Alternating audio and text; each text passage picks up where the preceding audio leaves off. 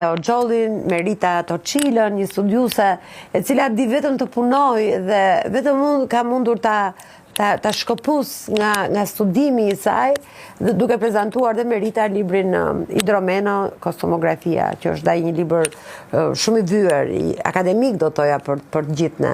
Dhe pastaj dolën dhe zonjat e Kosovës, pra ishte sigurisht një nga simbolet e Kosovës që më donë shumë dhe e dua shumë.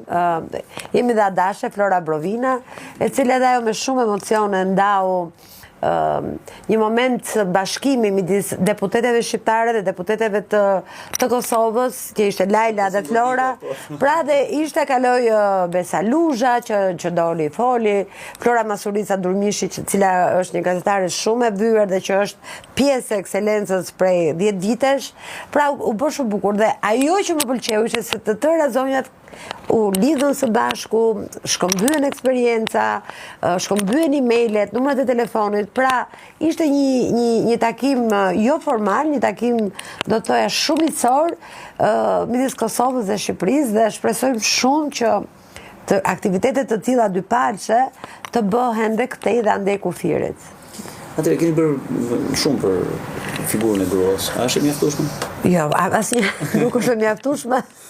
Figura e gruas, unë në fakt në vitin 2016 realizova nisëm tjetër në New York për zonjat e suksesit shqiptar atje. Edhe këtu e kam librin Zonjat shqiptare në New York.